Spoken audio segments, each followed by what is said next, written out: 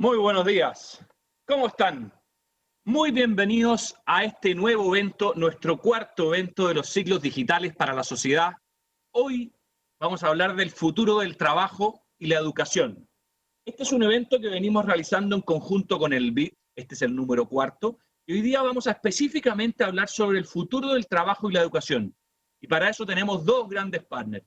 Por un lado a Accenture y por otro lado a la Universidad del Desarrollo, con quienes vamos a poder trabajar y entender un poquito más qué es lo que está pasando en el mundo del trabajo, cuáles son los desafíos que estamos teniendo a partir de lo que hoy día ha pasado con el coronavirus y cómo la educación se está preparando y desarrollando estas materias. Por esto les quiero dar especialmente la bienvenida hoy día a los dos grandes expositores que vamos a tener. Por un lado vamos a tener al gerente general de Accenture, Nicolás Goldstein, y por el lado de la Universidad del Desarrollo vamos a tener a su decana de la Facultad de Educación, doña Josefina Santa Cruz. Junto a ellos, al final de la presentación, se nos incorporará en un panel el gerente general de Google y socio nuestro en País Digital, Edgar Frías, y la ministra del Trabajo y Previsión Social, María José Saldívar.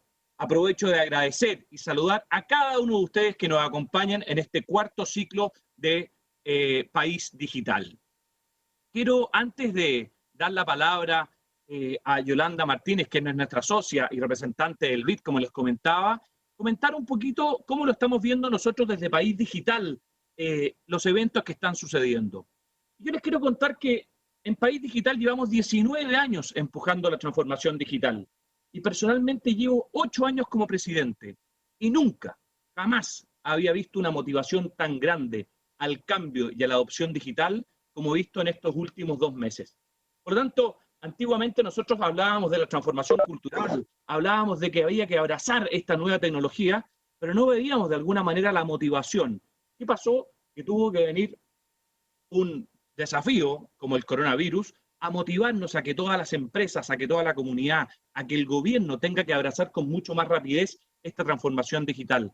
Entonces, sin duda, este virus está cambiando la forma en que vivimos, la forma en que hemos usado las aplicaciones de Internet, la forma en que nos estamos comunicando. Y en eso tuvimos la suerte de que a Chile lo pilló bastante bien preparado. Nosotros hoy día tenemos más del 95% de la población conectada, sobre todo a través de la telefonía móvil, a Internet, y más del 50% de la población conectada con banda ancha.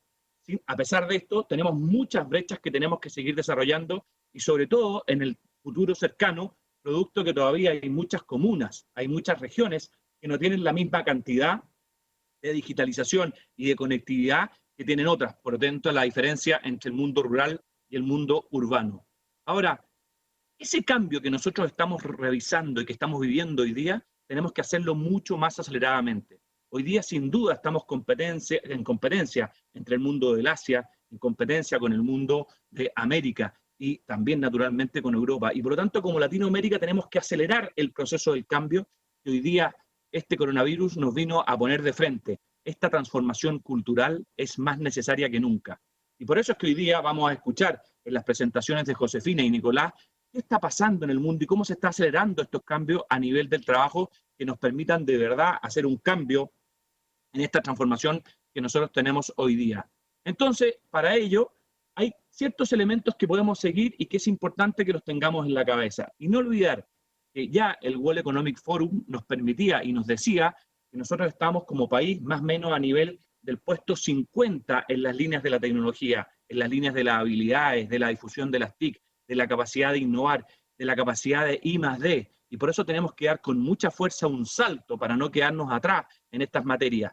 Y un reciente estudio de País Digital, que ustedes lo han visto por EMOL y el diario El Mercurio, decía que teníamos que ser capaces de salir con disminuir las brechas que teníamos socioeconómicas y también a nivel de regiones en el ámbito de la infraestructura digital, la adopción tecnológica, el capital humano y otras. Por esto, los quiero invitar a escuchar muy atentamente hoy día a nuestros panelistas, puedan participar a través de sus preguntas y por último ahora los quiero dejar con doña Yolanda Martínez para que también pueda saludarnos en este nuevo seminario. Yolanda, te doy la pasada. ¿Qué tal? Muy buenos días a todas y a todos. Encantada de poder estar Aquí, para el Banco Interamericano de Desarrollo, es muy importante poder incorporarnos a los ecosistemas digitales de los países en los que tenemos una amplia agenda de colaboración. Y para empezar a poner en contexto la relevancia del tema de este diálogo digital, me gustaría compartir con ustedes que Chile, al igual que la región y el mundo, han venido trabajando en agendas del futuro del trabajo, teniendo en cuenta dos factores principales que afectan el mercado laboral. El primero, la transformación digital y todo lo vinculado a la industria 4.0, la automatización, el uso de elementos de inteligencia artificial y tecnologías emergentes. Y el segundo, el envejecimiento poblacional. Si nos vamos a datos específicos para Chile, en un estudio publicado en el 2018 por Fundación Chile, se estimaba que podrían perderse 1.9 millones de trabajos por automatización. Pero al mismo tiempo se podrían crear 2.2 millones de nuevos empleos requiriendo perfiles con nuevas habilidades. En un estudio que publicamos en el 2019 en el banco, se espera que, por ejemplo, la demanda de médicos y enfermeros en Chile se triplique en los próximos 20 años, producto de la longevidad y el envejecimiento. La crisis social del 2019, la pandemia y la emergencia sanitaria ocasionada por el COVID están acelerando esta necesidad de transformación digital también en las pequeñas y en las grandes empresas y con ello la fuerza laboral presente y futura. Si nos vamos a nivel global, la OIT ha estimado que la mitad de la fuerza laboral a nivel mundial está en riesgo de perder su trabajo por la pandemia. Esto es 1.6 mil millones de trabajadores. Para América Latina y el Caribe, en un estudio del BID, se estimó que 17 millones de empleos formales se pueden perder a raíz de la pandemia y que la informalidad, que es una característica de nuestra región por el grado de desigualdad que existe en nuestros países, puede llegar al 62%. Específicamente para Chile, hemos visto que el desempleo en el primer trimestre de este 2020 ha llegado a 8.2% de desempleo y en un estudio publicado recientemente por el BID, se estima que se podrían perder entre 4.6 y 15.7 de empleos formales según la duración del aislamiento social y la demora en arrancar la recuperación económica. En este sentido, cualquier esfuerzo de cerrar brechas de habilidades, mejorar la empleabilidad de las personas, aumentar las oportunidades de acceder a empleos de calidad, depende de varios insumos críticos. Primero, conocer qué ocupaciones y habilidades se están demandando. Dos, conocer qué capacidades y habilidades tienen los trabajadores para identificar mejor esa brecha y hacer un match.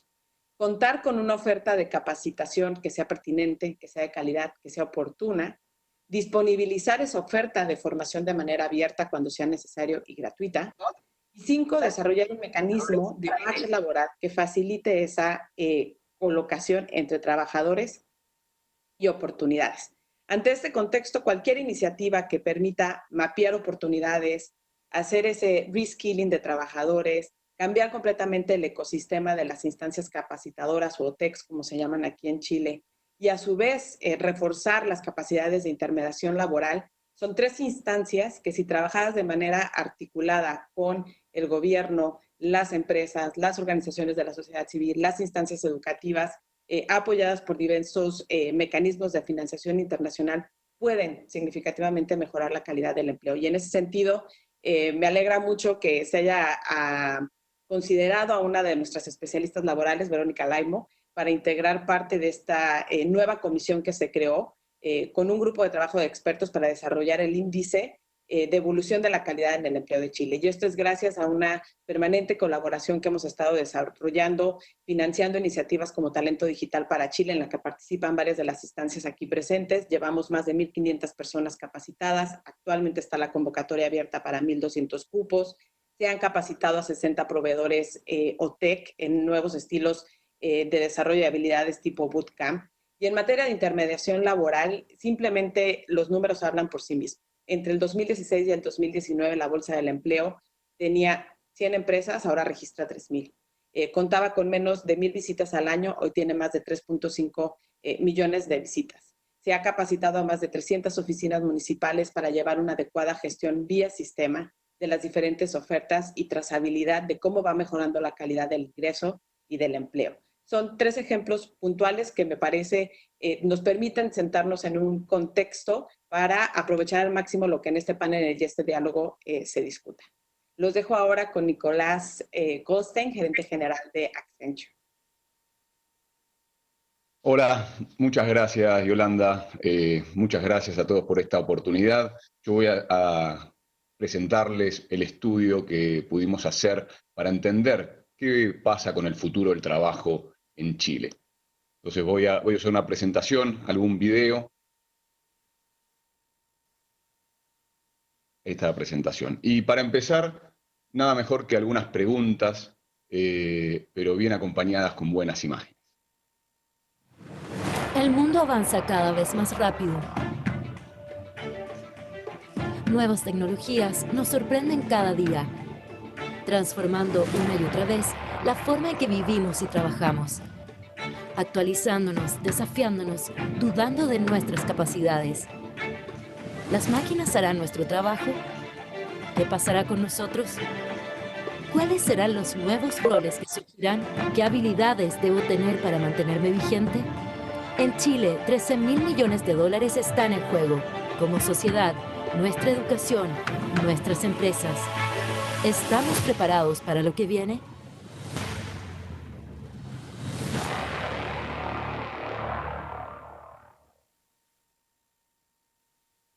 Como verán, el futuro nos va a traer una demanda de nuevos roles y de nuevas habilidades. Esto está claro. Y además nos deja planteados una oportunidad de 13.300 millones de dólares de crecimiento para Chile. ¿Cómo se entiende este número o de dónde sale? Aquí hay que equiparar el desarrollo de las habilidades con el nivel de progreso tecnológico. Si no logramos que las nuevas tecnologías lleguen a Chile y que las personas sean capaces de usar esas tecnologías, podríamos dejar de generar 13.300 millones de dólares en los próximos 10 años. Si miramos un poco cómo se distribuyen estos 13.300 millones de dólares en 7 industrias clave, esto representa más o menos el 8% del Producto Bruto Interno repartido en 7 industrias. Y a modo de ejemplo, nada más que en la industria financiera serían 1.300 millones de dólares que no estaríamos capturando, y en la industria de explotación de minas y canteras, 2.800 millones de dólares. Pero lo importante, más que los números, es entender cuáles son los roles que van a cambiar con estas nuevas tecnologías inteligentes. Y aquí les voy a traer algunos ejemplos de la vida diaria que ya los estamos viendo. Esto no es futurología ni una serie de ciencia ficción. Son cosas que vemos todos los días. Por ejemplo, ¿qué roles van a cambiar? Los roles que se enfocan en la toma de decisiones. Hace muchos años, yo me acuerdo cuando queríamos diseñar una página web de alguna empresa, venía algún especialista, algún gurú que hablaba sobre los colores o sobre dónde iban las cajitas, porque así los clientes iban a entender más. Y hoy esas opiniones enfocadas en una persona no existen más. Hoy se hacen pruebas, se toman datos, se ven 4 o 5 prototipos, se lanzan al mercado al mismo tiempo y según lo que dicen los clientes es como se diseña la página. O sea, la decisión está basada en data, ¿sí? No más en opiniones. Otro rol que va a cambiar es el rol que entrega soporte y asesoramiento. Y un ejemplo aquí es, por ejemplo, la venta de una casa.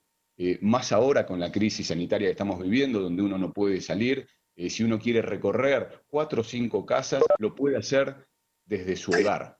Con unos anteojos de realidad virtual, puede visitar el departamento que quiere arrendar de día y de noche. O no sé, si alguien quiere comprar un carro y quiere saber cuál es el color o qué cosas ponerle adentro, puede simular, agregar y sacar cosas solamente interactuando con la computadora y sin tener que ir físicamente a ver el auto o a ver el departamento, como decía antes. Otro de los roles que está cambiando es el rol de análisis de información compleja. ¿Qué ejemplo se nos ocurría aquí? Por ejemplo, los abogados. Antes hacían varios contratos simples, normales, un contrato de alquiler, por ejemplo. Esos contratos ya se pueden hacer automáticamente, ya no hay gente involucrada, se incluyen algunos datos y el contrato sale solo, pero los abogados van a tener que enfocarse en contratos más complejos, donde hay que hacer interpretaciones. Ya no es más solamente hacer el contrato. Otro rol que va a cambiar, y es muy relevante porque mucha gente lo hace, es el rol que se relaciona con la instalación y mantenimiento de equipos. Cuando, me acuerdo, uno llevaba el auto al taller, podía sentir que tiraba para un lado o hacía un ruido y la persona del taller lo tenía que escuchar, tenía que interpretar qué pasaba. Hoy un auto se conecta a una máquina y no solo dice qué problema hay hoy, sino que predice cuál es el problema que va a venir dentro de poco, si faltan líquidos, si hay algún tema técnico que hay que hacer el cambio ahora para no sufrir el problema en unos días para adelante. Y por último, otro de los roles que va a cambiar es el rol que realiza tareas físicas arduas, ¿sí? Y acá vemos un ejemplo donde los exoesqueletos, ¿qué son los exoesqueletos? Son estos armazones que cubren el cuerpo humano y que le dan al usuario opciones, por ejemplo, en este caso, de poder levantar una caja más pesada, ¿sí? Ese rol también va a cambiar. Y no es solo levantar cajas, en algunos lugares es armado de temas productivos, en posiciones difíciles, donde el exoesqueleto puede sostener los brazos y uno deja de hacer fuerza.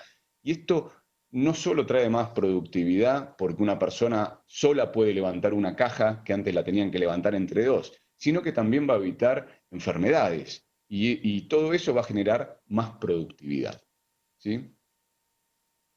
Las buenas noticias es que el 51% del tiempo de las ocupaciones en Chile podrían estar potenciadas por estas nuevas tecnologías. Cuando digo potenciadas, ¿a qué me refiero? Me refiero al vendedor que usa los anteojos de realidad virtual, me refiero a la persona que utiliza el exoesqueleto, me refiero al mecánico que puede conectar el auto a una computadora y tener información. Entonces, hay muchas de las actividades que se van a reinventar y que hay que generar habilidades para poder ejercerlas. Por otro lado, hay un 38% de las actividades que van a ser automatizadas. Esto no es buena noticia. Esto implica que un porcentaje grande de los trabajos como los conocemos hoy van a desaparecer. Entonces, el gran desafío es saber hacia dónde va la industria chilena, primero, y después saber cuáles son las habilidades que necesitamos. Y aquí hablemos de 3 industrias que son relevantes en el país. La minería. En la minería va a decaer la demanda de mano de obra física, pero va a aumentar la necesidad de ingenieros técnicos, por ejemplo, ingenieros químicos o programadores de computación. Estos nuevos trabajos son cerca de 4.000 personas o 4.000 nuevos trabajos que se pueden generar en los próximos años. En el comercio van a ser muy importantes los roles de gestión de personas y de clientes. Un vendedor de una tienda ya no va a estar cobrando, ¿sí? La gente va a agarrar su producto y va a salir caminando por la puerta y se va a cobrar automáticamente y no va a estar poniendo precios al producto, pero sí va a estar asesorando al cliente y ayudándolo a la venta, y el cliente probablemente va a venir con gustos muy específicos y vamos a poder identificarlo y saber si viene a buscar una bicicleta o un televisor, y dentro del televisor, qué tipo de televisor por los datos que tenemos de ese cliente. En el comercio creemos que se van a generar unas 40.000 nuevos puestos de trabajo, pero a la vez se van a eliminar otros 10.000 puestos de trabajo de cosas que se van a dejar de hacer.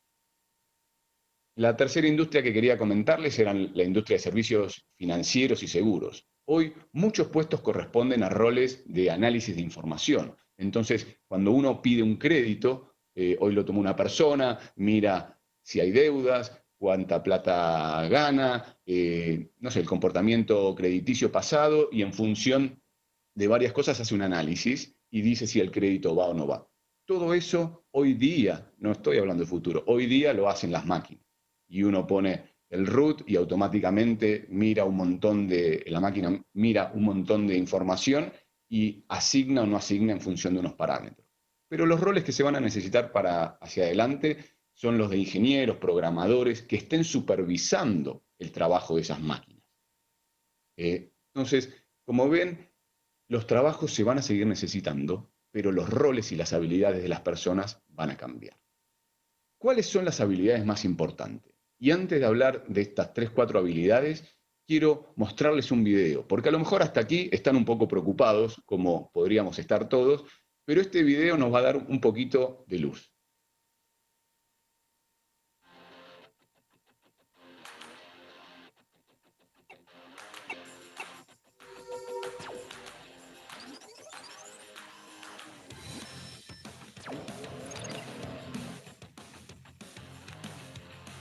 Oh, no me la sé.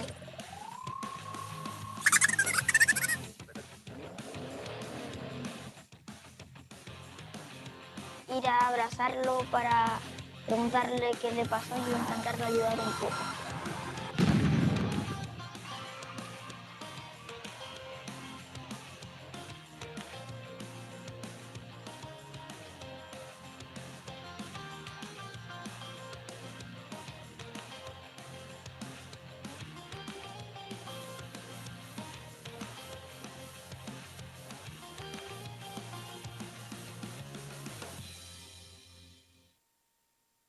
Como verán, todavía tenemos oportunidades y hay posibilidades. Acá el niño le ganó al robot en algo tan sencillo como ayudar a su amigo.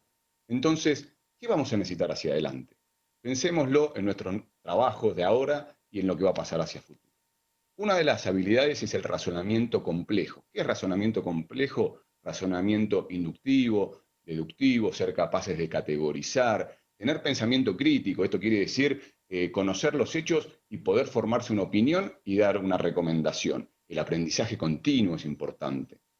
Otra habilidad importante es la creatividad. Tenemos que ser capaces de tener un flujo de ideas continua para poder innovar en forma recurrente.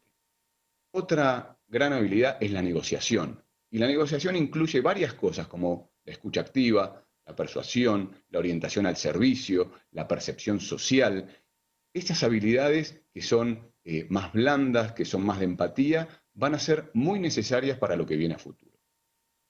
Por último, otra habilidad es la percepción sensorial. Los humanos somos las personas que tenemos 5 sentidos y que lo podemos usar al mismo tiempo. El sentido del tacto, del olfato, la visión, la audición y el gusto. Eso nos permite ver las cosas desde muchos más ángulos. Yo no conozco ninguna máquina que esté a disposición que tenga esos 5 sentidos activados. Y ese es un gran diferenciador que tenemos que utilizar hacia adelante en nuestros puestos y con eso vamos a seguir teniendo mucho más valor que las máquinas. ¿Cómo hay que prepararse para afrontar estos cambios? Y aquí son 3 pasos y con esto ya voy terminando. Primero, hay que acelerar el aprendizaje basado en la experiencia y en las vivencias empíricas y prácticas y de manera continua. Hay que aprender haciendo. Y la próxima panelista les va a hablar de esto que es muy interesante. La enseñanza de un profesor hablando o de una persona leyendo un libro no va a servir para cubrir las brechas que tenemos que cubrir. Tiene que ser una experiencia vivencial. Vamos a tener que estudiar en la universidad, pero hacer pasantías en las empresas. Antes de operar una máquina vamos a tener que usar simuladores, como usan, por ejemplo, los simuladores de los pilotos de las líneas aéreas, donde antes de subirse a un avión se ponen en una máquina que es muy, muy real y ellos pueden probar. Así, esto va a suceder en muchísimos ámbitos del trabajo en Chile. Segundo, una vez que aprendí empíricamente, tengo que ampliar el rango de habilidades. Yo les mostraba 4 habilidades tipo, pero hay cerca de 10 habilidades que pueden ver en el estudio que desarrollamos. Después les voy a dejar el link donde lo pueden ver. Y esas habilidades hay que enseñarlas en forma puntual. Hay que mirar a los individuos y detectar qué es lo que necesitan. Los títulos generalistas o los títulos especialistas que son iguales para todos ya no van a servir. Vamos a tener que desarrollar habilidades específicas para cada uno de los distintos trabajos. Y por último, el tercer paso es que nos tenemos que asegurar que hay que cuidar y capacitar a las personas más vulnerables. Hay que entrenar a las personas más vulnerables. Y aquí yo les hablé de razonamiento inductivo, deductivo, negociación, persuasión. Y la verdad es que no toda la gente que está trabajando hoy día aquí en Chile tiene estas habilidades desarrolladas. Y es importante que cada uno de nosotros identifiquemos cuáles son esas personas más vulnerables y que empecemos entrenando a ese grupo para que no sufran de los nuevos cambios y que los agarremos desprevenidos. Con esto termino y aquí, como dije al principio, hay una oportunidad de generar otros 13.300 millones de dólares para Chile. Y esto lo vamos a hacer solamente si podemos ser capaces de darle las habilidades a las personas y de traer las nuevas tecnologías. Y la pregunta que queda para todos es, ¿cada uno de ustedes está preparado para los cambios que vienen? Les dejo aquí el link para que puedan bajar el estudio si quieren y por supuesto que quedamos abiertos para las preguntas al final. Ahí está el link y yo ahora le paso la palabra a Josefina Santa Cruz, que es la decana de la Facultad de Educación de la UDD. Josefina, te dejo a ti.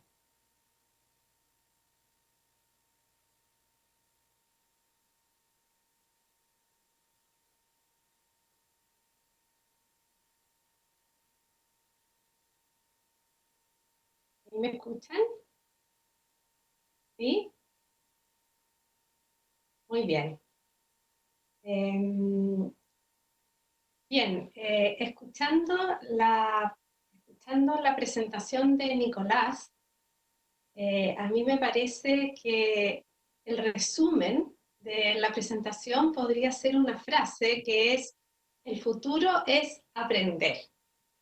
Y el futuro va a ser aprender, aprender, aprender. Y para los profesores este desafío es doble, porque los profesores tenemos que aprender, pero además tenemos que enseñar a aprender a nuestros estudiantes. Es probable que el rol del profesor sea uno de los roles más importantes en el futuro para que podamos construir lo que queremos construir. Entonces, si pensamos en esta idea que planteaba Nicolás de acelerar el aprendizaje basado en la experiencia, podemos pensar en un tipo de experiencia que se está usando actualmente en algunos países hace más o menos 10 años, en Chile todavía no, estamos recién partiendo, que es la simulación. Entonces, la simulación es una experiencia que imita muy bien la realidad a través de estos juegos como videojuegos, donde la realidad es imitada y estos niños, por ejemplo, que están acá, son niños que son avatar y que forman parte de una sala de clases donde quien está estudiando para ser profesor se pone frente a esta pantalla con estos niños, que algunos de ellos hablan por celular, hablan con el compañero, salen de la sala sin pedir permiso, se enojan y gritan, o bien hay un niño que tiene un problema de visión, un niño down en la sala.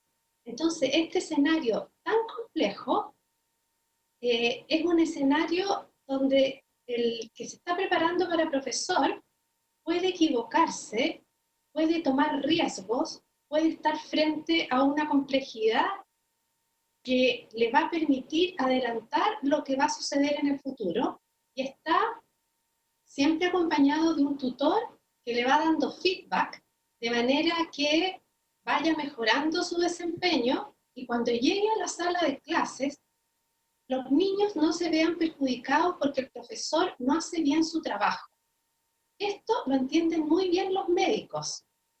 Los médicos, antes de intubar un paciente, por ejemplo, como lo están haciendo hoy día a propósito del COVID-19, esos médicos antes han intubado muchos pacientes, pero en un fantoma, que es el que vemos en la lámina, que es un muñeco que tiene la anatomía de una persona, tiene algunas funciones fisiológicas iguales a las de una persona, y entonces el médico ensaya muchas veces cómo se intuba antes de intubar un paciente, porque el paciente no se puede morir. En cambio, en educación, nosotros como profesores muchas veces aprendemos una práctica muy compleja, como una discusión en grupo pequeño, o enseñar, por ejemplo, a argumentar, y lo hacemos directamente en los niños. La consecuencia de los niños no es la de fallecer, pero es la consecuencia de no alcanzar el desarrollo y el aprendizaje que tienen que alcanzar.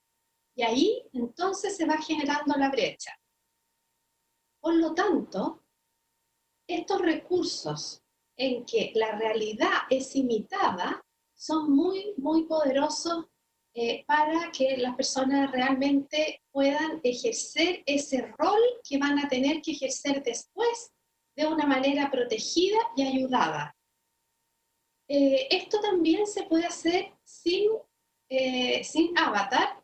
Nosotros lo hacemos en la universidad haciendo role-playing, de manera que el alumno le hace clase a otros alumnos, que son sus compañeros, y están con un tutor que le va dando feedback ahí en sala. Por ejemplo, contar un cuento a un grupo de niños de 5 años. Contar un cuento a un grupo de niños de 5 años, a un grupo de 15 niños, requiere de muchas especificaciones. Y antes de ir a hacerlo a la escuela, lo hacen entonces en este ambiente protegido. Esto se está haciendo, por ejemplo, en la Universidad de Virginia, en Estados Unidos, y en varios colegios en Massachusetts. Nosotros también lo estamos iniciando, pero lo más importante acá es que tenemos que todos ayudar a acelerar este aprendizaje basado en la experiencia, porque en ningún libro podemos encontrar la complejidad de una sala de clase. Eso nos ayuda de una manera nunca antes vista, estas tecnologías, y esto, sin embargo, necesita recursos y es más caro porque necesitamos más salas, necesitamos más tutores, pero se puede hacer. Dicho esto, me gustaría presentar a Pelayo Covarrubia, que es el presidente de País Digital, quien va a abrir un debate mediante el cual podemos tal vez volver a algunos de los temas que hemos estado señalando las diferentes personas que hemos expuesto.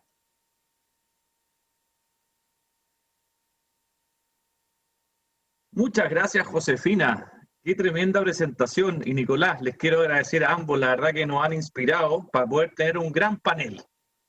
Qué temas más complicados los que estamos viviendo, ¿no? Y desafiantes.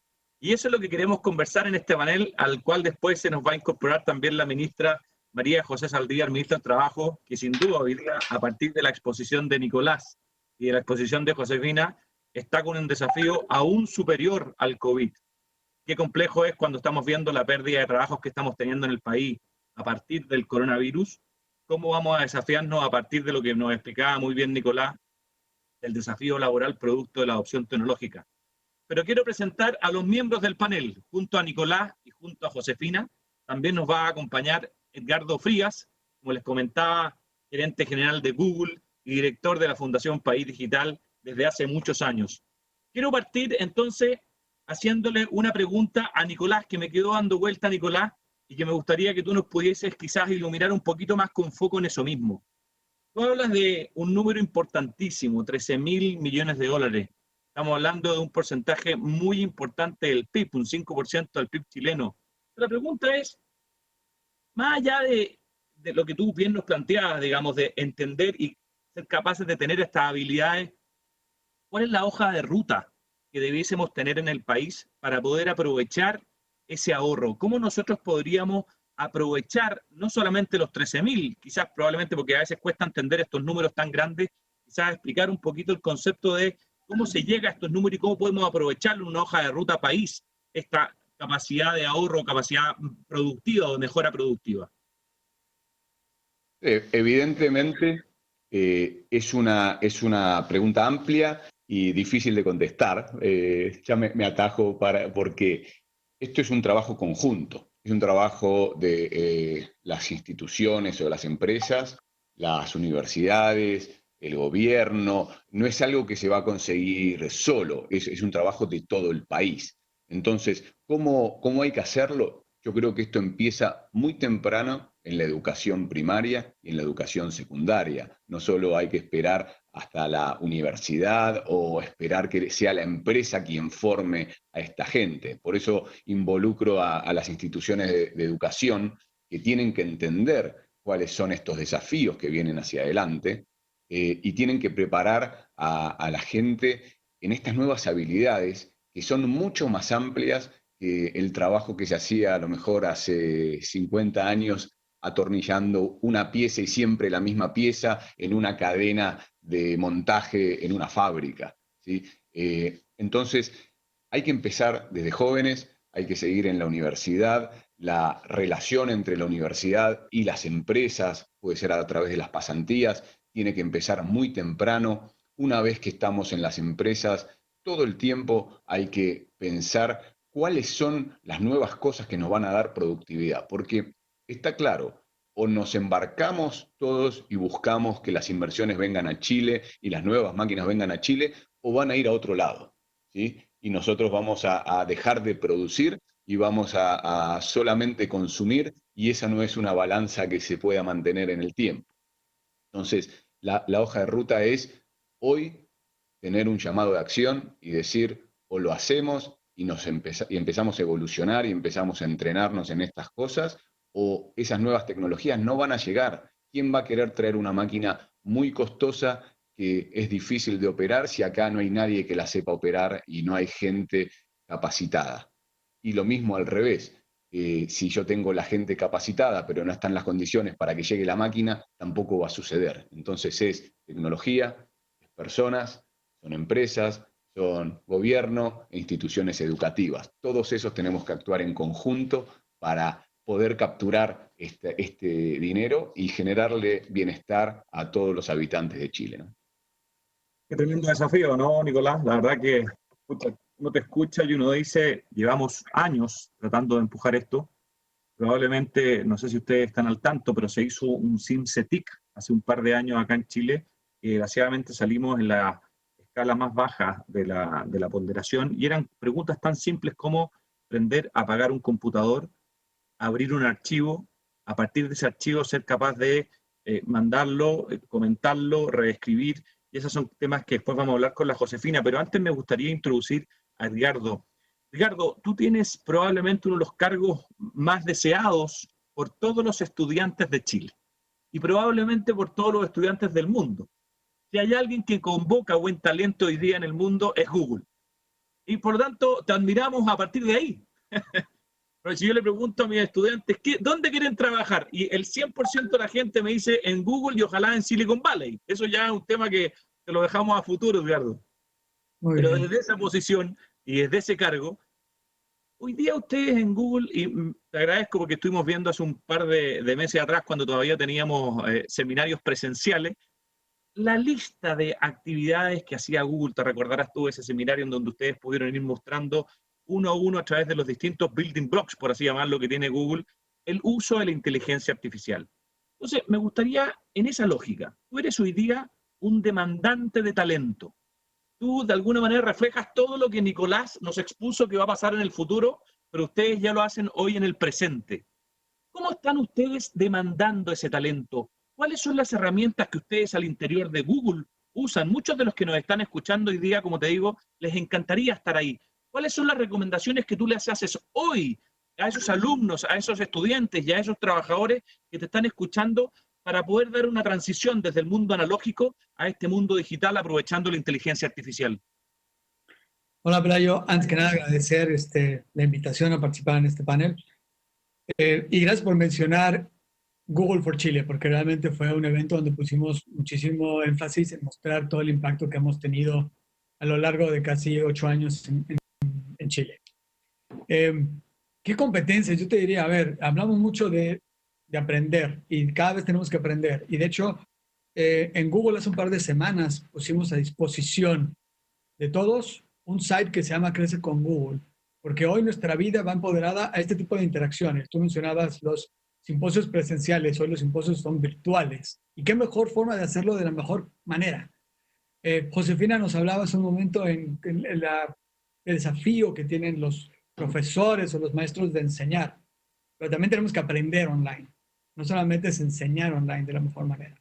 Entonces, las capacidades se van por diferentes ámbitos, yo te diría. No hay una capacidad tal cual.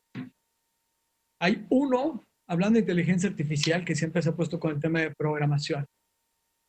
Y lo que hemos hecho de nuestro lado para fomentar esto, y esto tiene ya prácticamente 1 año y medio, pusimos nuestra plataforma de TensorFlow de código abierto tal cual, para que la gente se pueda acercar a lo que significa, sobre todo, el capítulo de inteligencia artificial llamado Machine Learning, y se empieza a familiarizar, porque de repente podría ser algo un poco lejano. Siempre que oímos palabras como automatización y demás, pensamos que son sustitución del trabajo, cuando nosotros en Google siempre lo vemos como empoderamiento, como potenciar las habilidades de nuestro trabajo, no necesariamente reemplazo. Una de las preguntas que yo siempre les invito a hacer a los directorios es pensar qué es lo que quieren solucionar. No traer la solución por traer la solución. Nicolás hace rato lo mencionaba.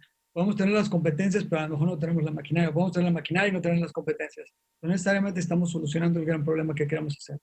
Si queremos desarrollar algo, necesitamos enfocar muy bien qué es lo que queremos hacer. Y te mencionaba TensorFlow porque los data scientists, que es un perfil que se puso, vamos a decir, como una gran tendencia en los últimos 18 meses prácticamente, sobre todo acá en Chile, ¿no? Y la gente quería integrar inteligencia artificial a sus compañías y demás, siempre quedaba muy claro o quedaba la duda de si estaban tomando la mejor decisión, ¿vale? Y por supuesto, desde nuestro lado, el poner todos nuestros recursos a disposición de la gente es muy importante para que se sientan mucho más cercanos a la tecnología. La tecnología es algo que nosotros estamos seguros va a mejorar no solamente la productividad del trabajo, sino el bienestar que ofrece el trabajo para las personas. Y déjame mencionar alguna de ellas. Hace rato mencionaban, como ejemplo, el tema de los médicos. Hoy necesitamos médicos que hagan más rápido diagnósticos. Eso la tecnología nos lo permitiría hacer. Estábamos hablando, y Chile, que tiene un cielo tan precioso y tan único para el estudio de las estrellas, suavemente lo que significa la inteligencia artificial nos ayuda a que los astrofísicos puedan aprender y analizar la cantidad de información que se genera solamente en una noche, que a lo mejor antes tomaba meses, hoy se toma semanas. Y en un futuro esperamos que sean horas para que podamos aprender cada vez más y crear mejores algoritmos que nos permitan predecir y aprender y producir soluciones no solamente a nivel comercial, sino a nivel sociedad, a nivel educación y a otras disciplinas que nos puedan hacer mejor como sociedad en un momento dado.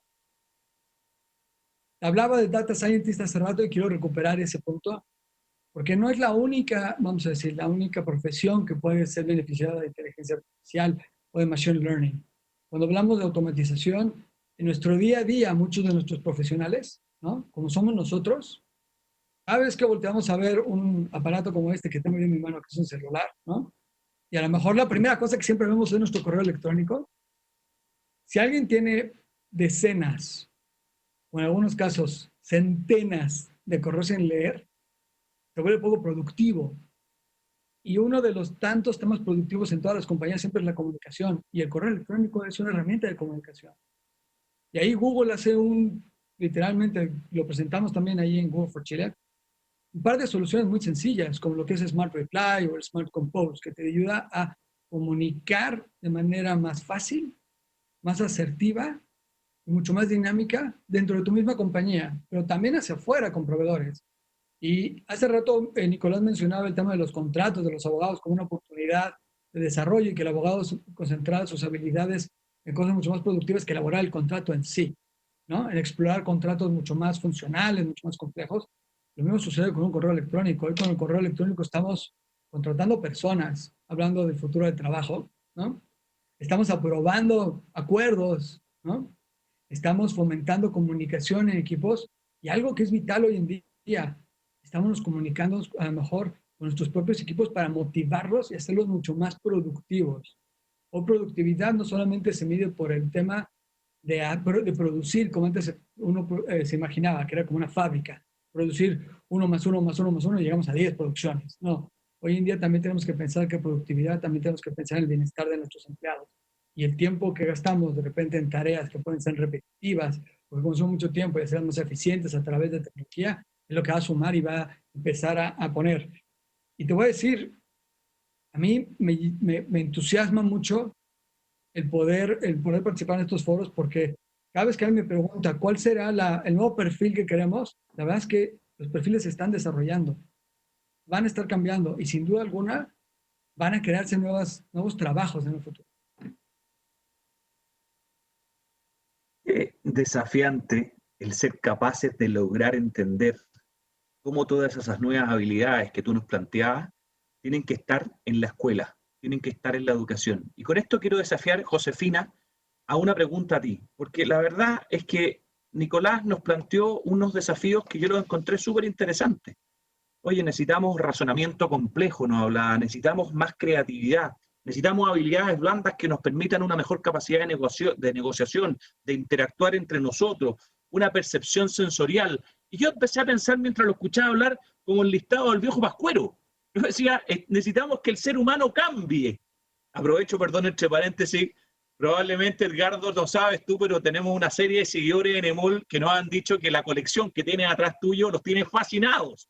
Está todo el mundo fascinado con Star Wars, así que aprovecho de darte esa felicitación antes de hacerle la pregunta a Josefina. Entonces, Josefina, hoy día un poco la pregunta que te quiero transmitir a ti, digamos, y un poco la lógica del desafío. ¿Es necesario acelerar todas las habilidades en la era de la tecnología inteligente? Estoy dando vueltas, si tú te das cuenta, la pregunta o la información que nos hizo Nicolás en su presentación. ¿Es necesario realmente tener estas nuevas habilidades?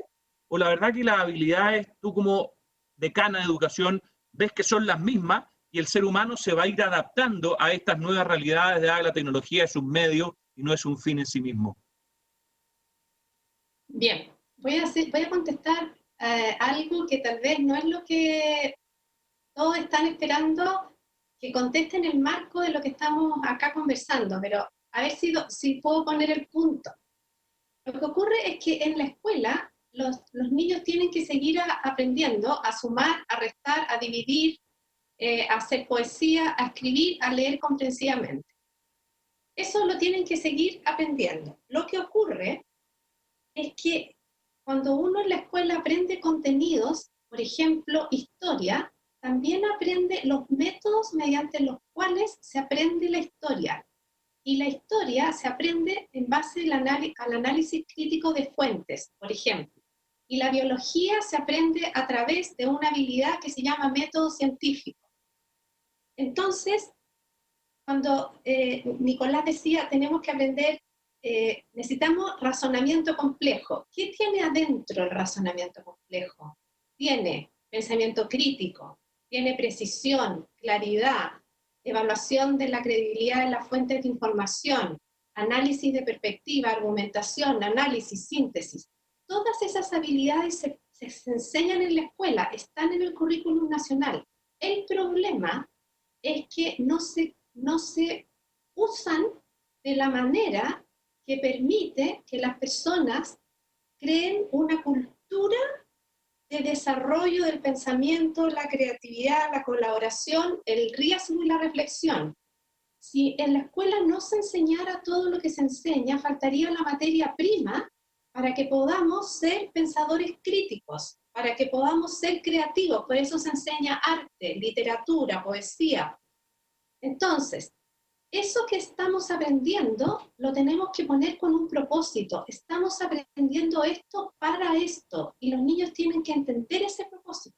Si eso no sucede, entonces vamos a aprender algo que nos hubiese servido mucho para el mundo que viene, pero no, como no entendemos el propósito, no lo enseñamos para eso, sino que lo enseñamos para que después en la prueba anotemos la respuesta. Entonces, creemos una cultura en las escuelas de innovación, de riesgo, de poner todo esto que aprendemos para una sociedad cambiante y incierta. Déjame, qué interesante tu respuesta, y déjame desafiarte con una siguiente lógica, digamos. Nosotros hemos visto, y hablábamos al principio, cómo las plataformas digitales, en muy poco tiempo, tecnológicamente hablando, las adaptamos. Técnicamente, desde el 18 de octubre a hoy, todas las universidades están pasando ya clases a distancia, hemos ocupado distintos tipos de plataformas, WebEx, como lo que estamos ocupando ahora, Zoom, Canvas y otras, pero probablemente lo que ha sido más lento es la pedagogía digital que requiere eso, porque no es lo mismo hacer clases presenciales que hacer clases a distancia. Entonces te hago una pregunta corta, porque nos vamos quedando cortos de tiempo, pero ¿cómo tendrías o cuál sería el tip que le darías tú a la gente que nos está escuchando y a los profesores, sobre todo, que te están escuchando, para mejorar la pedagogía a distancia? Para mejorar la pedagogía a distancia requiere dos habilidades, diría tres, pero voy a decir dos. La primera es autorregulación. La autorregulación tiene 4 habilidades, que significa planificar, monitorear, controlar y evaluar. O sea, yo cuando me siento frente al computador me dan ganas de ir a jugar con mi hermano porque estoy en mi casa. Entonces, yo tengo que aprender a autorregularme y eso significa aprender a hacer un plan, a monitorear ese plan y evaluarlo. Y gestionar mis tiempos, algo muy difícil. Luego de eso, tenemos que aprender a vivir en la incertidumbre. Y la escuela ha enseñado poco a vivir en la incertidumbre.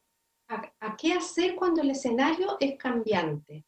Y también hay que aprender a evaluar la credibilidad de las fuentes de información cuando tenemos muchos videos disponibles y mucha información disponible y no sabemos cuál de ella aporta al propósito, porque a veces los niños tampoco entienden el propósito. Entonces, cuando yo enseño online, lo más importante es que el niño entienda el propósito. Primero el objetivo de aprendizaje y después la tecnología. Entonces, nos falta autogestión, autorregulación y aprender a vivir mejor en la incertidumbre y aprender a evaluar la credibilidad de la fuente de información. Muchas gracias por esos consejos y quiero con esto introducir a Yolanda. Como ustedes saben, con Yolanda compartimos esta pasión de la transformación cultural. Yolanda probablemente es mucho más apasionada que yo. Y como representante del BIT en Chile, Yolanda, a ti te toca también ver cómo está la situación chilena en Latinoamérica. A mí me gustaría una reflexión tuya respecto a cómo sientes tú que encontraste a Chile en este escenario del COVID y cómo nos ves con respecto a lo que tú estás viendo en tu rol también de toda Latinoamérica, cómo nos ves en comparación a los distintos países latinoamericanos.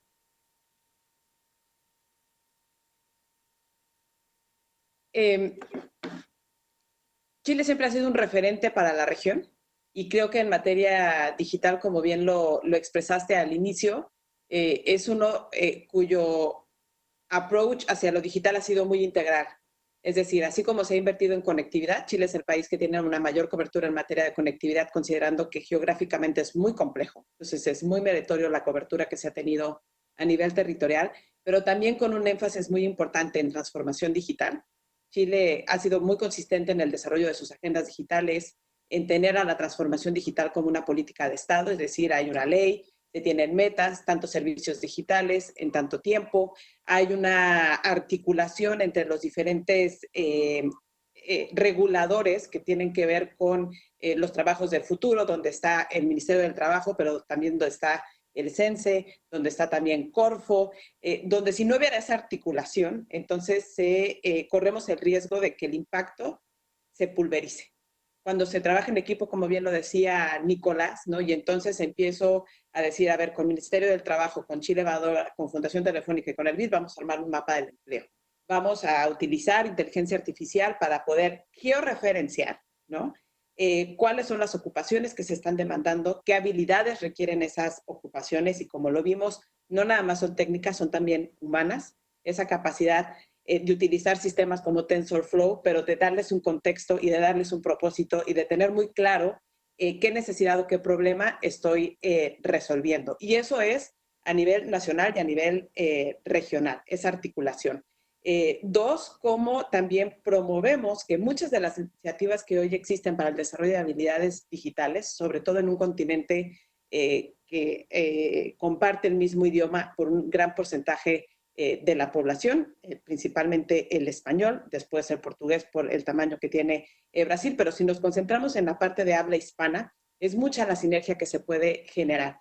Si esperamos que cada pequeña escuela tenga un simulador que utilice realidad virtual o avatars para entrenar a los profesores, a la hora de querer escalar ese modelo, puede que no sea tan asequible.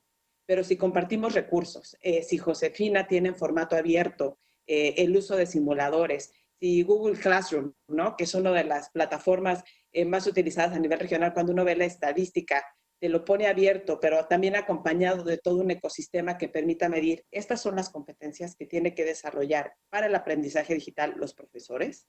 Este es el nivel de competencia o de sensibilidad que tengo que darle a los padres en materia de supervisión y de control parental. Y este es el nivel de competencias que tengo que desarrollar en los alumnos. Y estas competencias se articulan y se hacen comparables a nivel regional.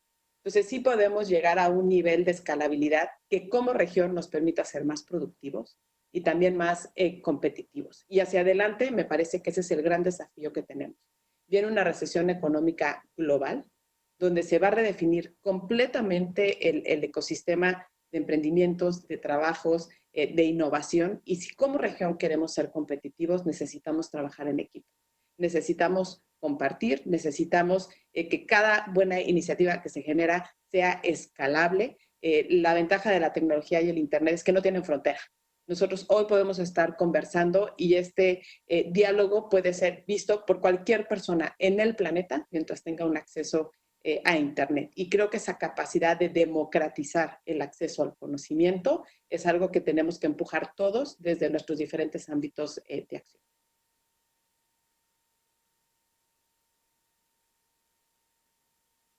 ¿Me escuchan? Ahí sí, me están escuchando. Oye, qué desafío cuando Nicolás nos presentaba el tema de la simulación. Yo me acordaba de la educación dual. Probablemente el mundo alemán le ha enseñado al mundo hace mucho tiempo la importancia de la educación dual y la importancia de los simuladores. Hemos visto la importancia de la inteligencia artificial a través de Edgar y la profundidad y lo complejo de la educación a través de la Josefina. Pero me gustaría pedirles, antes de darle la palabra a la ministra que nos va a acompañar en el cierre final, un minuto a cada uno de nuestros maravillosos panelistas, que nos pudieran dar ese desafío que ustedes ven. Nos están escuchando hoy día más de 80.000 personas. Probablemente pocas veces hemos tenido un seminario con 80.000 personas. Y eso es parte de los desafíos que nos muestra esto. Antiguamente lo presencial, en los más grandes seminarios teníamos probablemente 1.000, 1.500, 2.000. Hoy día hay 80.000 personas presentes. Por lo tanto, marca una diferencia. ¿Cuál es ese consejo que ustedes le pueden dar a estas 80.000 personas que nos están escuchando respecto a qué debieran ellos enfocarse hoy para hacer su propia transformación, como bien nos decía Josefina, ese propósito que tienen que tener de este nuevo aprendizaje? Parto contigo, Nicolás. Por favor, 30 segundos, un minuto máximo. Mucha capacidad de indagar, no quedarse o confortable, moverse, saber que las cosas van a cambiar, trabajo en equipo y ser generoso con uno mismo para aprender y ser generoso con el de al lado para que aprenda también. Hay que cambiar el seteo de el mundo es para mí, el mundo es para la sociedad y tenemos que ayudarnos unos a los otros y ser generosos y movernos de la zona de confort. Eso nada más. Colaboración. Don Sí. Edgardo. Yo también me sumo al tema de colaboración en ese sentido y agregué el tema de innovación. Innovar, la necesidad siempre nos hace innovar. Entonces, en circunstancias donde estamos muy desafiados, la innovación nos abre nuevas oportunidades que a veces no estamos viendo con el vecino de al lado, ni con el de enfrente, ni con el de atrás, ni con el del otro lado. Y eso es lo que nos puede hacer a crear nuevas redes de innovación y nuevas tareas que puedan ser. Y la tecnología, sin duda alguna, siempre la tenemos que ver como algo que nos puede potencializar nuestras habilidades. Josefina.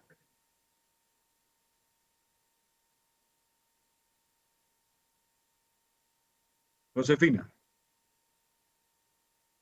¿Ahí me escuchan? Ahí sí. Ya, perdón. Mi mensaje es que todas las personas que nos están escuchando y que tienen alguna vinculación con la escuela, ayuden a que esas escuelas cambien, ayuden a que las escuelas avancen hacia culturas de colaboración, culturas de innovación, y que cada una de las personas que nos está escuchando piensen que esta pandemia tiene una sola cosa buena, Y es que nos pone en un escenario de incertidumbre donde aprender a vivir de una manera distinta es lo más importante. Y entonces aprender va a ser la clave y disponerse a aprender va a ser la clave para que salgamos de esto de una manera como mejores personas y como mejores sociedades. Abiertos a aprender. Nunca más vamos a poder dejar de aprender. Y eso hay que decírselo a los niños, hay que decírselo a los niños aunque sean muy pequeños. Se acabó eso de que yo ya sé, yo ya aprendí, yo ya fui a la universidad. No. Vamos a tener que aprender cada día en escenarios cambiantes. Y eso, a mí por lo menos, me resulta desafiante y puede ser algo que nos invita a levantarnos un poco más contentos en la mañana. Yolanda. Me suma la importancia de la colaboración y le sumaría también la empatía. Y los invito a que tengamos presentes que no todas las personas, por tener acceso a Internet o a un dispositivo, saben el potencial que eso significa para aprender, para desarrollar nuevas habilidades, para incluso trabajar desde casa, y a eso se llama inclusión digital. Entonces, si cada uno de nosotros se siente champion, y sé que tengo a mi abuelo o a mi abuela que en mucho tiempo no van a poder tener la vida que solían tener por la pandemia, sí pueden tener una mayor cercanía si yo les enseño a utilizar herramientas de colaboración, si les enseño la importancia de manejar responsablemente su pensión en línea, si les enseño a pedir su súper, si les enseño lo maravilloso que es escuchar un concierto, porque ellos disfrutaban ir al teatro municipal a escuchar la orquesta y hoy no pueden hacerlo. Darles acceso, incluir a todos a la revolución digital también es un trabajo en equipo y también es algo que se hace de manera colaborativa. Y en ese sentido los desafío a que sean grandes agentes de cambio y de inclusión digital para que nadie se quede atrás de los beneficios de la sociedad de la información y del conocimiento. Oye, qué maravilloso escucharlo. Vivir en la incertidumbre, la capacidad de colaborar, de innovar, esa empatía que tenemos que generar con todos y la capacidad infinita de aprender, aprender y aprender. Yo solo agregaría personalmente uno más y vamos a tener que en este minuto también de flexibilidad e incertidumbre ir cerrando. La ministra hemos estado en contacto, está en una reunión que no pudo terminar, pero vamos a seguir con ella más adelante, así que le avisaremos prontamente cuándo vamos a hacer esa entrevista con la ministra también, quien también sin duda está muy, muy desafiada a partir de los desafíos del COVID, los desafíos que Nicolás nos presentaba respecto a la revolución tecnológica. Es la capacidad de emprender. En el mundo de hoy probablemente vamos a necesitar vincular estas habilidades blandas con la capacidad de emprendimiento, como una forma de también ser capaces de ir surfeando estos desafíos de incertidumbre que nos van a venir llegando diariamente. Y terminar con un gran consejo quizás para todos los que nos están escuchando. Hoy día hemos visto que en Santiago vamos a tener una cuarentena general. Vamos a tener técnicamente 8 millones de habitantes de este país, de casi 20 millones ya, en cuarentena. Aprovechemos ese espacio como un espacio de oportunidad. Muchas veces aquellos muchachos que nos están escuchando y que están estudiando, están encerrados en su computador y en otra sala o en la misma sala, pero en otro computador o en otro dispositivo, en un tablet, en un teléfono, está su padre o su madre también trabajando a distancia. En vez de estar quizá en esta lógica vertical en que hemos vivido en los últimos años, estemos en esta lógica colaborativa que hablaban los panelistas. De una manera innovadora, preguntémosle al papá qué está haciendo o enseñémosle las herramientas que nosotros hemos aprendido hoy a ellos, de forma que juntos, padres, hijos, familias, abuelos, todos los que participan de este hogar, seamos capaces de ir interactuando de una manera distinta a la que interactuábamos hasta ahora. De eso se trata la transformación cultural. Siempre hemos hablado desde País Digital que no solamente son herramientas digitales que, ojo, se adoptan. Esto es una transformación cultural que pasa a partir de los desafíos que nosotros tenemos en nuestra mente y en nuestra sociedad. Les quiero con esto agradecer muy profundamente a todos nuestros queridos panelistas, a nuestra socia Yolanda Martínez del BID, Nicolás de Accenture. La verdad que tu estudio nos dejó muy sorprendidos. Como ustedes saben, está disponible, así que acérquense a País Digital o a Accenture mismo y probablemente lo van a poder obtener muy rápido, quizás que aquí en EMOL. Quiero también agradecerle especialmente a Edgardo el que nos hayas dado todo este tiempo, y a Josefina, la verdad que ha sido un honor escucharte, Josefina. Se nota en tu forma de hablar, tu capacidad educadora, y entre todos les agradezco. Les doy un gran abrazo que ya será presencial y sigamos hacia adelante. Muchas gracias, saludos a EMOL y gracias a todos los que hicieron posible esto, al equipo de Fundación País Digital y a la gente de Accenture, el BID y la Universidad del Desarrollo. Que estén muy bien, gracias, hasta luego. Gracias.